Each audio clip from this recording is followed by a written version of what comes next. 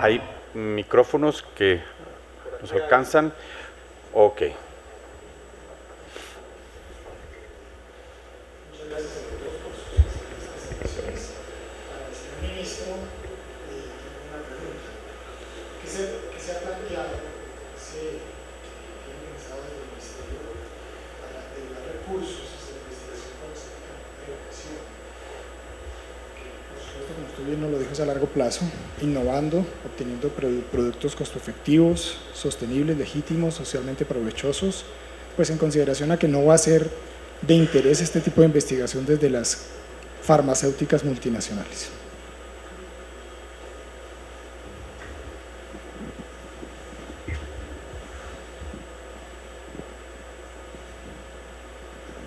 Es una muy buena pregunta, yo creo que nos plantea un dilema social. Esto es un bien público y al ser un bien público, esto es, los beneficios sociales van a ser mayores que las ganancias individuales que alguien podría recoger. Al serlo así, tiene que haber de alguna manera un financiamiento estatal. El ministerio ha estado agobiado por otras preocupaciones por mucho tiempo y en el fondo por el financiamiento del funcionamiento del sistema.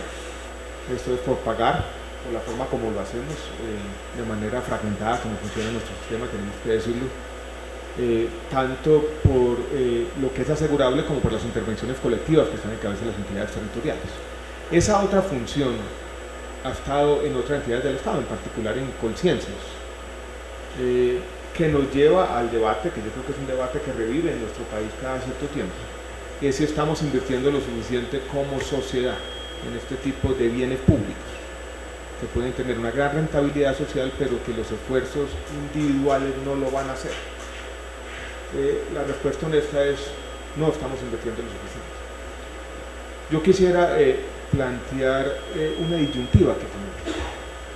Y es que hay algunos recursos que la sociedad ha dispuesto con este fin, sobre todo recursos del Sistema General de Regalías para Ciencia y Tecnología, que quedaron por allá en las regiones, donde hay recursos importantes que podrían utilizarse en buena medida para hacer este tipo de, algunas, no todas, este tipo de inversiones, pero que la forma como fue diseñado ese Sistema General de Regalías, sobre todo dándole una preponderancia en las decisiones de en qué se invierte a las entidades territoriales, tenemos allí una encrucijada. Yo creo que este es un debate que tiene que dar el país tarde o temprano, porque no estamos invirtiendo lo suficiente y los recursos que hemos dispuesto como sociedad no están, o están en el lugar equivocado, para decirlo claramente, aprovechando que no hay muchos periodistas por aquí. Muy bien, gracias, ministro. Por favor, después sigue profesor Mendoza Vega. Gracias, señor ministro. Bueno, primero quiero agradecer a la Universidad Rosario celebrar mi Día del Médico hoy aquí. Yo soy Hernán Yupanqui, soy médico endocrinólogo y quería hacerle una reflexión al señor ministro en la parte de las paradojas de nuestro país, y es algo muy interesante, de pronto le llama la atención. Nosotros en Colombia tenemos una ley, la 1355 contra la obesidad, pero no está en el POS la palabra obesidad. Es una enfermedad muy importante y no está en el POS. Entonces, ¿a qué viene mi reflexión? Que se une a una cosa que nos decía el ingeniero Reynolds. Hace poco escuchamos una conferencia del ingeniero Reynolds, que creo que todos lo conocen, que es un innovador en arritmias y otras cosas de tecnología, y nos decía que en Colombia a nosotros nos interesa mucho, a los que estamos aquí como técnicos, la ciencia y la tecnología, pero el problema de Colombia es que los que están por fuera, ¿no?, que es el aparato legislativo, de pronto no les interesa. Entonces, la propuesta o el comentario que quiero decirle al señor ministro es que de pronto la parte ejecutiva de nuestro país, que tiene acceso de pronto a la parte legislativa, deberíamos tener un acercamiento un poco más mano a mano con la academia, ¿no? Muchas gracias por el comentario. Déjeme, yo hago dos comentarios, si se quiere, generales. Uno, sobre esta aproximación colombiana al cambio social. Tenemos muchas leyes, no solo de obesidad, y tenemos leyes que no siempre resuelven los problemas. Tenemos algunas leyes que plantean grandes objetivos generales como sociedad. Usted plantea una ley y dice, es responsabilidad del Estado trabajar con todas las entidades para disminuir la obesidad. Y después le dicen al ministerio, reglamente esa ley. Pues la verdad, la ley no ha dicho nada. Entonces yo creo que estamos llenos de iniciativas legislativas que plantean objetivos generales, pero que no avanzan en la construcción de capacidades y de normas sociales que son en el fondo los determinantes del cambio social. Algunas otras leyes me preocupan, que incluso no es que no resuelvan los problemas, es que crean problemas innecesarios, porque crean inflexibilidades. Por ejemplo, cuando nos han criticado muchos de ustedes que a veces el ministerio es excesivo, doctor Orlando, usted nos lo ha dicho, en las normas de habilitación, sobre todo para instituciones prestadoras de servicios de salud. Muchas veces eso no son criterios del ministerio, básicamente leyes que se han aprobado en el Congreso que nos llevan a tener a veces excesos en lo que le exigimos a muchas de las instituciones prestadoras de salud. Sobre la obesidad, un pequeño comentario. Yo creo que hace parte como el espíritu de lo que hemos dicho, un poco el espíritu de mi presentación. Y es que la obesidad no solamente es un problema que se vaya a resolver con el POS. Y a mí me preocupa cuando uno empieza a medicalizar excesivamente ciertos aspectos de la vida social. Si medicalizamos la obesidad, si medicalizamos el sexo, si medicalizamos la vejez y si medicalizamos la muerte, los problemas van a ser muy difíciles y eso se va a traducir en lo que tenemos, en a veces un gasto que supera las posibilidades reales del sistema. Muchas gracias, señor ministro. Antes de darte la palabra, Carlos, quisiera darle la palabra... ¿Puedo hacer un último comentario? Perdón, claro.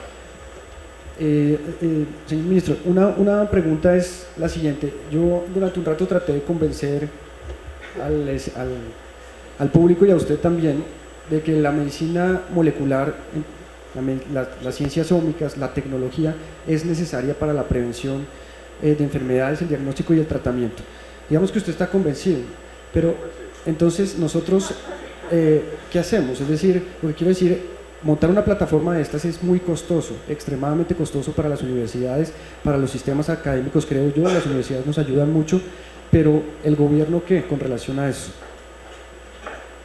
No, yo creo que este es un buen ejemplo también de la primera pregunta. Muchas de estas inversiones en estos equipos yo creo que deberían ser financiadas así parte en muchas partes del mundo, en parte por el Estado. Yo no sé si plenamente, pero parcialmente definitivamente sí.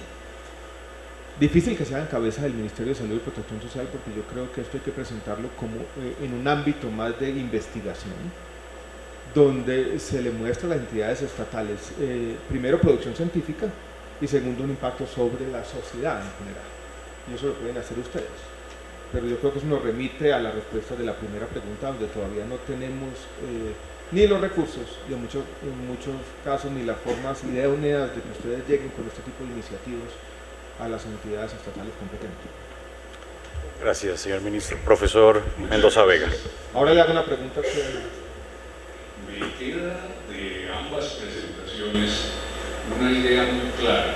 Una necesidad urgente de este país es el fortalecimiento de la educación en salud, que incluya tanto a los médicos y a los personal de salud como a las personas comunes y corrientes. Porque es evidente que para entender una necesidad de unas inversiones de muchos millones de pesos, la sociedad tiene que haber hecho conciencia de la importancia de eso. Pero para ir a algo menos costoso, aparentemente, pero de inmediata aplicación, para poder tener un buen uso de los recursos, para poder salir de esos círculos viciosos en los que todo el mundo querrá que le paguen todo a cualquier costo, aunque no les sirva. Eso pasa por una educación muy insistente, muy clara y de los diversos aspectos. De manera que eso que antiguamente llamábamos educación sanitaria y que ahora se llama educación para la salud es una urgencia nacional en la cual debería participar seguramente el Ministerio de Educación Nacional en colaboración inmediata con el Ministerio de Salud. Gracias, profesor. Solo una cuñita en ese sentido al nuevo currículum de la Escuela de Medicina. Tiene el COR como una de las únicas universidades del mundo en medicina translacional y estamos trabajando en ese sentido. Antes de darte la palabra, doctora Diana, quiero darle la palabra al doctor Carlos Toro, que nos acompaña, presidente de la Asociación Colombiana de Reumatología. Adelante, doctor Toro. Buenos días a todos. Esta pregunta es para el señor ministro Gabriel. quería preguntarle o que nos ampliara mejor más información respecto cuando se refiere a la alineación perversa de incentivos en el sistema de salud. Gracias. Cuando hablé de alineación perversa de incentivos en el marco de estos seguros de reembolso, como quería decir lo siguiente, hay varios agentes en el sistema. Los agentes están enfrentados generalmente. Hay a veces ciertos conflictos necesarios, a veces ciertos juegos de suma cero. Cuando usted tiene un pagador y un prestador, ahí hay una tensión. Muchas veces es una tensión benéfica a la hora de proteger los servicios. Pero pensemos qué pasa cuando uno tiene algo distinto, tiene por allá un fondo y el fondo va a decir yo pago por la última innovación, la última tecnología. El médico está actuando como un agente perfecto del paciente, no tiene ningún incentivo para decir yo aquí voy a pensar de pronto en los recursos del sistema. Está muy encima de esa preocupación, muy alejada a la realidad mucho más dramática que tiene enfrente. El hospital, la EPS, sobre todo la EPS integrada verticalmente, puede ver esto como una forma incluso de traer más negocios a sus clínicas. Para el hospital puede haber simplemente una forma también de hacer más y tener mayores ingresos. Para la compañía farmacéutica que está detrás vendiendo la última innovación, para las asociaciones de pacientes que también van a ver simplemente que le están dando más de lo que quieren. Muchas de ellas con vínculos a veces complejos con la misma industria farmacéutica. ¿Quién está diciendo en este proceso, en este conjunto de agentes, aseguradores, prestadores, farmacéuticas, pacientes y médicos? ¿Quién, cuando tiene un seguro de reembolso, está levantando la mano y está diciendo de pronto esto no es costo efectivo? Nadie tiene ese incentivo en este caso. Va a ser difícil. Y eso fue lo que pasó, creo, con el DuPont. Nadie en ese proceso, cuando esto explota, cuando uno tiene un fenómeno social en que pasa de 200.000 a 2 billones, esto se multiplica por 10 en un periodo tan corto de 3 o 4 años, es porque tienen las fuerzas de la sociedad todas alineadas en la misma dirección. Y esto llevó a problemas de falta de sostenibilidad, pero yo creo que tampoco fue que le hizo mucho provecho a la salud. Uno diría, bueno, aquí estábamos gastando un montón de recursos públicos, pero esto redundó en una mejoría sistemática de los indicadores de salud. Yo creo que tenemos dudas al respecto. La pregunta es ¿cómo hacemos? ¿Cómo hacemos para desalinear los incentivos? Hay únicamente dos formas de hacerlo, razonando de manera general. La una es cambiando los incentivos de manera un poco agresiva por parte del ministerio. Yo puedo decir, voy a poner un copago. Y voy a decir de pronto para esa última tecnología, la estatina número 16, yo tengo estas incluidas en el post. Si usted quiere prescribirla, esa que yo no la estoy pagando, el paciente va a tener que pagar el 10 o 20% de lo que vale. Ahí de pronto la conversación entre el médico y el paciente va a ser diferente. Va a ser, ¿esto sí agrega algo? ¿Qué pasa en Colombia con estas alternativas más basadas en los incentivos? Que mañana yo tengo la tutela que diga no, pague todo. Entonces el mismo sistema judicial puede llevarme a desmontar los incentivos. Entonces viene la segunda alternativa, que es tal vez la más compleja, cuando tengo un problema de acción colectiva tan difícil, y es crear una norma social. Yo me salté una diapositiva que tenía aquí. Era un último artículo de la revista americana de oncólogos clínicos sobre este problema particularmente, donde planteaba algo que yo he tratado de plantear en otros escenarios, y es que hay una doble responsabilidad también del profesional de la salud, con el paciente, pero con el sistema. Y cuando digo con el sistema, digo con los pacientes. Y cuando yo estoy formulando algo que no es costo efectivo, de pronto sí estoy cumpliendo mi responsabilidad con el paciente, pero de pronto no con el sistema, porque el valor social está siendo inferior a lo que estamos pagando como sociedad. Esto es difícil, crear esa norma social, crear esa conciencia en todo el mundo de que existe la doble responsabilidad, porque si lo hacemos de manera un poco economicista, podría decirlo de esta forma, a punta de copagos, o como lo hicimos con la resolución 1479, es decirle en el régimen subsidiado, Colombia tiene una inequidad compleja en nuestro sistema de salud, ya con esto termino, una última pedagogía. Las tecnologías no se pagan en el contributivo por un fondo centralizado, que es el FOSIGA, con los excedentes. Las tecnologías no POS en el subsidiado, en el contributivo se pagan centralizadamente, en el subsidiado descentralizadamente por la entidad territorial. Y lo que estaba pensando es que las entidades territoriales no tenían recursos. Y teníamos creciendo los servicios no POS en el subsidiado. Entonces dijimos lo siguiente: vamos a conectar quien origina la tecnología del servicio, muchas veces el hospital o el mayorista de medicamentos, con la entidad territorial, con un objetivo que podríamos llamar una perverso, entre comillas, quien lo hiciera tuviera conciencia de que los recursos son limitados. Y eso funcionó de alguna manera, pero funcionó también en un lado que yo creo que vamos a tener que corregir. Hay muchos pacientes que están siendo perjudicados, porque hay servicios y tecnologías no POS que eran innecesarios que pudimos parar, pero hay muchos que eran necesarios que tampoco se están pudiendo dar y estamos teniendo un crecimiento de las tutelas. Esas formas más directas, más agresivas, no funcionan si no tenemos las normas sociales. Si uno quisiera crear normas sociales es difícil, y yo me estoy convirtiendo casi en un predicador, ¿no? Diciendo hay que cuidar los recursos del sistema también. Esta es una responsabilidad de todos, una responsabilidad que trasciende lo que puede hacer el ministerio como ente rector. Pero ahí estamos. Muchas gracias, señor ministro. ¿Usted quería hacer una pregunta al profesor Lisieux? Adelante. No, yo quería hacer una pregunta, una duda que tengo como interesado en estos temas, usted que mencionó la epigenética. La epigenética me parece que está cambiando el paradigma de todo, ¿no?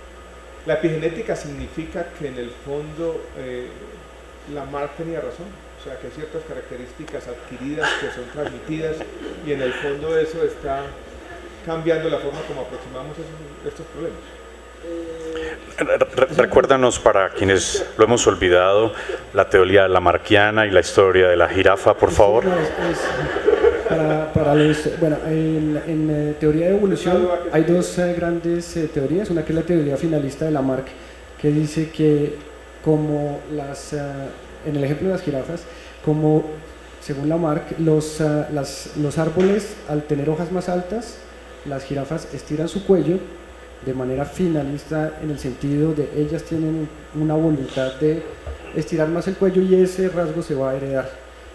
Es decir, en un ejemplo más humano, la persona que hace fisicoculturismo, sus hijos van a tener van a ser fuertes. Evidentemente esta teoría finalista no funciona. Dramática, no, pero hay, por ejemplo, he visto que hay leí un artículo reciente interesante. Personas sometidas, por ejemplo, durante la Segunda Guerra Mundial a experiencias muy traumáticas. Eso hizo que se dispararan ciertos temas en lo genético y los nietos están teniendo todavía implicaciones con eso. Entonces me parece interesante. La herencia saltada. Mejor dicho, cosas que yo leo por ahí en mis ratos de desvelo y siempre quería hacer esa pregunta a un experto. Bueno, una forma, Paul, para resolverle científicamente la pregunta al ministro va a ser la creación de este polo de desarrollo tecnológico. Sí, no, sí, eso es un tema que se puede hablar muchas horas sobre eso, es una inquietud interesante. Bueno, sobre el ejemplo que usted puso, es un ejemplo. Sí, exactamente. La cuestión en la relación con la epigenética lo que hace es estudiar la diferencia de la expresión de los genes, pero de manera independiente de su secuencia. Es decir, hay gente que confunde epigenética con medio ambiente. Desde el punto de vista purista, el medio ambiente es una cosa y la epigenética es otra, para mí. Evidentemente se puede discutir durante mucho tiempo esto. En términos epigenéticos puros, este tipo de ejemplos es difícil de explicar, no es tan evidente de explicar. Hay muchísima discusión al respecto de estas cosas, pero para decirle, la epigenética es una de las áreas más que estudia la genética hoy en día, y hay unas enfermedades particulares que están más marcadas por estas cosas, ¿correcto? Llevar la epigenética si es una teoría finalista, si es darwinista, en fin, hay muchas discusiones al respecto, hay mucha sociología alrededor de eso. Desde el punto de vista molecular puro, yo no aporto más. Gracias, Paul. La doctora Diana Calderón. Perdón, no, bienvenido. Estamos en un foro puramente académico, ministro. La doctora Diana Calderón, gestora del programa de salud de Colciencias y panelista de este simposio posteriormente. Adelante. Bueno, yo creo que vienen algunos ejemplos para poder resolver con un poco más de una manera más concreta esa pregunta, ministro.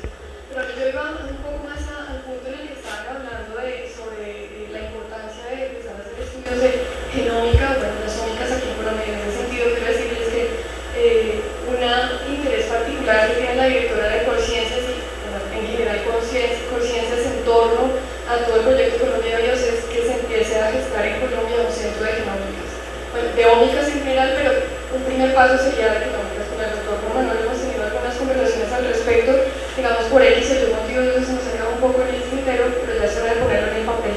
Pero quiero darles como ese parte de tranquilidad que sí está dentro de las intenciones de conciencia de que eso sea una realidad, porque entendemos que, o sea, no solo en el contexto de Colombia BIOS, que es lo que antes llamaban la expedición BIOS, sino también en el contexto con el país. Entonces, el mensaje.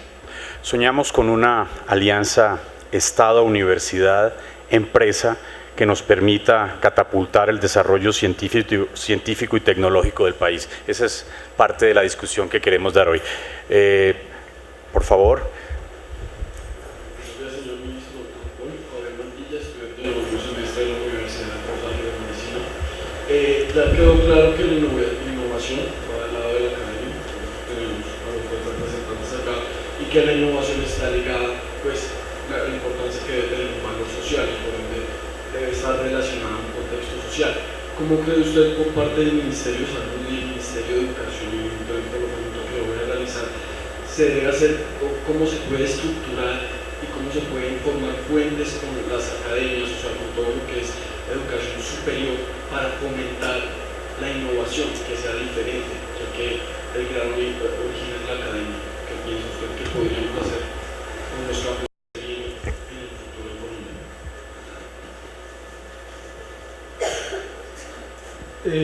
yo creo que se puede hacer mucho más de lo que estamos haciendo, pero yo creo que algo hacemos, ¿no? Yo quisiera resaltar una experiencia interesante que mencioné al final, donde la elaboración de las guías de práctica clínica, yo creo que ha juntado a la academia, ha juntado al Instituto de Evaluación de Tecnologías y ha traído al Ministerio de Salud a esa conversación. Yo creo que es un buen ejemplo que podría replicarse en otras instancias, de cómo es la academia en el fondo la que sistematiza ese conocimiento y cómo es después la academia con el ministerio y sus entidades adscritas quien se encarga de que ese conocimiento ya sistematizado tenga un impacto en la toma de decisiones. Pero como plantea al final, ahí hay una pequeña, si se quiere, paradoja. Es que hemos invertido mucho tiempo en sistematizar el conocimiento, menos en entender cómo ese conocimiento ya sistematizado se usa y puede empezar a difundirse en todos los estamentos de la sociedad. Hay otro tema que me parece interesante ya de manera general, de cómo traer a la academia en esta conversación. La forma como yo lo he hecho, de forma indirecta, pues es llevando académicos al Ministerio de Salud, ¿no? Y hoy tenemos en el Instituto Nacional de Salud, desafortunadamente encargado todavía, una persona que viene de la academia, una PhD en epidemiología. Hoy tenemos el Instituto de Evaluación de Tecnologías, ustedes lo conocen también de pronto, PhD también, en estos temas, un académico que se formó en la academia. Yo pues vengo de la academia también de alguna manera. El doctor Fernando Ruiz fue el director de un centro de investigación de la Universidad Javeriana por mucho tiempo. Entonces estamos los académicos en el ministerio, mal que bien tratando, yo también, ¿cierto? Ya me estoy olvidando,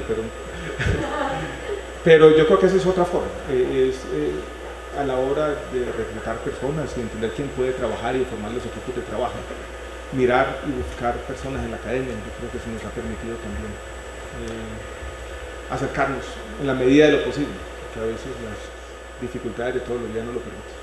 Gracias, ministro. Vamos a dirigirme a este lado, voy a darle la palabra a la doctora Adriana Rojas, después creo que la doctora Sandra Saed quiere también preguntar.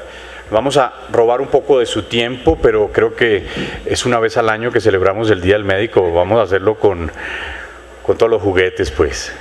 Esta pregunta es para el doctor Paul. Cuando el ministro nos habló, de pronto quedó la idea que existe una meseta tecnológica. Claro, puede existir esa meseta tecnológica. Pero cuando tú nos presentas la conferencia, nos dices que en realidad no existe. Para que todo el público pudiera entender de una mejor manera esto, las ciencias ómicas han impactado desde los puntos de vista de salud pública en predicción y prevención en algunas enfermedades, en otras latitudes. Sí, de manera sustancial. Gracias. Lo que quiero decir, sí hay, de nuevo vuelvo rápidamente y hablo de la meseta tecnológica. En términos de los conceptos de la genética, la genómica, la aplicación de la genómica funcional, hay una meseta tecnológica hoy en día en el mundo en lo que respecta el análisis de los datos en términos proteicos de lo que sale del genoma. ¿Listo?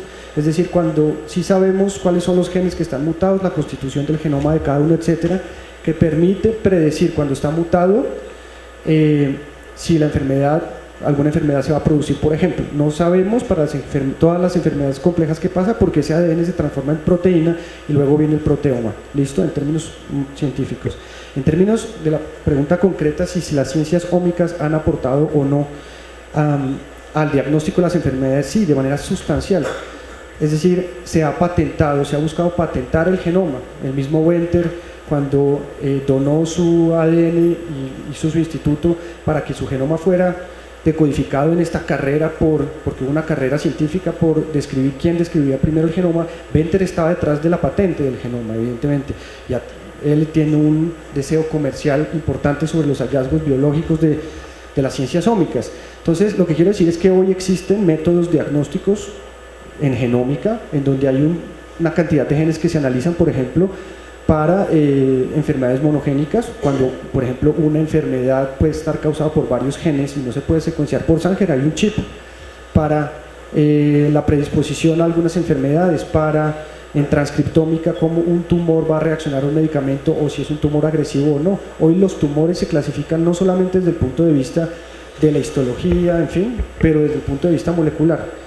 Lo que quiero decir es que las ciencias ómicas hoy en día de manera muy importante están aportando al diagnóstico. En Colombia los centros privados que hacen diagnóstico molecular están empezando a adquirir estas máquinas. El problema con las máquinas costosas es que los reactivos a la importación son muy costosos. Entonces lo que se hace es que se mandan las pruebas fuera del país y se analizan los datos en Colombia, pero sí hay un aporte muy importante de la tecnología en ciencias ómicas para el diagnóstico. Además es importante resaltar la farmacogenómica, que es población específica, y en ese sentido la relación una vez más entre universidad, Estado y empresa, y la participación de cómo los investigadores debemos aprender a patentar, porque en eso estamos muy flojos. Ya está José Luis Londoño con nosotros, que nos va a ilustrar al final de este simposio. Te voy a dar la palabra, doctor Abel Castaño, consultor y que es panelista también de nuestro simposio. Adelante. Gracias. Pues yo tengo mi presentación ahorita después del break y tengo muchas respuestas para lo que planteó el ministro, pero como yo sé que usted se va, quiero hacerle... sí, no entiendo, por eso la quiero hacer ya, y es en el siguiente sentido. Usted dice que hay dos únicas maneras de resolver el tema de la presión. En general. Dos únicas maneras de... O cambiando los incentivos o creando normas sociales. En general, eso puede traducirse en un montón de intervenciones específicas. Okay. Pero si uno trata de racionalizarlas desde arriba, esas serían las dos que yo... Porque yo creo que hay una tercera que ha pasado casi siempre en silencio en la política pública de salud, y es la forma como los médicos se organizan y producen los servicios de salud y toman las decisiones, más allá de poner unas normas sociales desde afuera diciendo esto lo cubre el sistema, esto no lo cubre, esto lleva copago, esto no, más allá en el día a día de las decisiones del médico hay una cantidad de evoluciones recientes, de innovaciones en modelos de prestación que permiten que los doctores tengan decisiones mucho más acomodadas a ese equilibrio entre el bienestar colectivo y el paciente individual. Entonces yo quisiera saber, ustedes como ministerio, ¿qué están pensando al respecto? Porque en la política pública ese tema siempre ha estado en silencio bajo el argumento de que la profesión se regula sola, y más ahora con el artículo 17 de la ley estatutaria, pues el ministerio no podrá meter en eso. Pero creo que el ministerio sí puede crear unos espacios importantes para que eso tenga un impacto mucho más grande y evolución más rápido. Yo de pronto confundí a todo el mundo diciendo que hay dos de manera muy general, pero entre esas dos hay otro conjunto de temas. Por ejemplo, cuando hablamos de incentivos, también están los mecanismos de pago que usted ha estudiado bien. O sea, con mecanismos de pago mejores, esto también puede empezar a resolverse, no lo va a resolver plenamente. Cuando hablamos de creación de normas sociales, yo digo normas sociales cuando uno tiene un tipo de comportamiento al que se adhiere como cuestión de principio independientemente de dónde están los incentivos pecuniarios. Que nosotros tomamos decisiones con base en las dos cosas, porque hay incentivos, en su gran mayoría pecuniarios, o porque tenemos la conciencia. Yo digo, yo voy a obrar de esta manera porque yo creo que es la manera correcta, eso también es importante, y así también tomamos decisiones muchas veces. Y yo digo que podemos cambiar las dos cosas, ir cambiando los incentivos, creando esa suerte de conciencia, esa norma social, en la que la gente comience a adherirse como cuestión de principio, simplemente. Ahí, en la creación de esas normas sociales, yo creo que los temas de transparencia son importantes en los primeros pasos. Por ese conjunto de políticas que podríamos llamar transparencia. Entonces que la gente también comience a tener diferentes ojos, que existan incluso mecanismos de sanción social que son los que van a proteger esas normas sociales, ahí también son relevantes. Entonces, cuando hablé de esas dos formas, son por ahí bien arriba, de maneras muy generales, pero eso había que empezar a desmenuzarlo en un conjunto de intervenciones de política pública ya más específicas. Se ha trabajado, por ejemplo, en mecanismos de pago. Y yo creo que también son importantes para desalinear esos incentivos. Yo creo que aquí no hay una única forma. Esto tiene que estar basado en un conjunto de políticas públicas. Yo no tuve mucho tiempo, describí algunas de ellas, pero también quiero decir, no es un tema fácil. Dada la naturaleza descentralizada de nuestro sistema, dada esa suerte de paradoja, ¿no? Que las decisiones se toman centralizadamente, pero los efectos son simplemente la suma de esas decisiones descentralizadas. En el fondo, no nos digamos mentira, en el sistema de salud colombiano, pues los médicos juegan un papel importante en agregadamente decir en qué se gasta y cuánto se gasta. Muchas gracias, señor ministro. Una última intervención antes de pasar al café. Me presento, Sergio Maya, soy profesor de la escuela y en otras de mis labores también me dedico a comités de ética en investigación clínica. Digamos que la investigación clínica va de la mano a la práctica clínica y por supuesto a los medicamentos y a esta generación de nuevas tecnologías. De la exposición, señor ministro, quedaba claro cómo Colombia era un país atractivo desde el punto de vista competitivo, en parte porque ese costo de nuevas tecnologías posiblemente alguien lo iba a sufragar sin tener mayores regulaciones, lo cual hacía atractivo para la industria de introducir nuevos medicamentos. De la misma manera, como miembro del Comité de Éticas y durante varios años, sentimos que empieza a haber una tensión muy fuerte con la industria en la investigación patrocinada. No quiero satanizar la investigación patrocinada, es necesaria, pero encuentra unas tensiones muy fuertes, sobre todo al momento en que los comités empiezan a hacer relevante ese retorno social y el valor social de la investigación que se está realizando. Muchas veces la investigación genera un retorno no solamente económico, sino en términos científicos, en términos de recurso humano, etcétera, que muchas veces no se refleja en nuestro país. Son cosas que, y en la medida en que los comités empiezan a hacer énfasis en esto, la tensión se hace muy evidente y como que ya empieza a dejar de ser competitivo el país para estas investigaciones. ¿Cómo hacer para solucionar esa tensión cada vez más manifiesta y a la cual, digamos, no tenemos tampoco los comités como garantes de los derechos de los participantes, a veces muchas herramientas desde el punto de vista normativo para poder hacer énfasis en estos aspectos? La 2378 y 8430 se están quedando ya como cortas para poder dar respuesta a ese valor social que requiere la investigación médica. Gracias. Regulación y esperanzas de la maquila científica, ministro. No, me parece muy interesante el comentario y la pregunta porque plantea una tensión compleja. Yo iba a decir al comienzo, pues me parece interesante que la tensión haya crecido, porque en el fondo está llevando a que los comités ahora están estudiando de manera más pertinente sus conflictos de interés.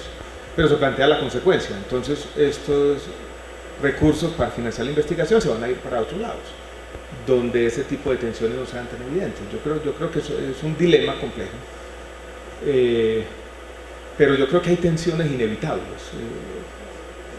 Y hay que, cada caso, irla resolviendo. Yo creo que un país no puede decir vamos a ser competitivos porque de alguna manera aquí le abrimos a la industria farmacéutica y permitimos ciertos conflictos de interés. No podemos hacerlo, pero tener posiciones extremas yo creo que tampoco vale la pena. Pero me parece muy interesante la atención. Yo quería, para terminar, tenía 3 mensajitos, ya los dije. Cuando yo hablé de la meseta tecnológica y las cosas que dije, algunas de manera irresponsable, yo creo que tenían un objetivo. Yo creo que necesitamos en todo caso a la hora de abordar la tecnología, sobre todo, y la innovación, sobre todo desde el Ministerio de Salud, lo que alguien llamó cierto escepticismo saludable sobre lo nuevo, cierta modestia a la hora de mirar estas nuevas innovaciones, no dejarnos de alguna forma obnubilar por la tecnología todos los días. Y yo creo que esta evidencia por lo menos nos muestra eso, que cierto escepticismo vale la pena. Lo otro, volver a repetir la doble responsabilidad con el paciente y con los pacientes, esa norma social que yo creo que es fundamental. Y este último punto, y es que yo creo que hemos gastado mucho tiempo en sistematizar este conocimiento, tenemos que investigar más en cómo se usa el conocimiento en la toma de decisiones, que era el mensaje de la última diapositiva. Muchas gracias por la invitación. Muchas gracias, ministro. Gracias, gracias, Paul. Feliz día.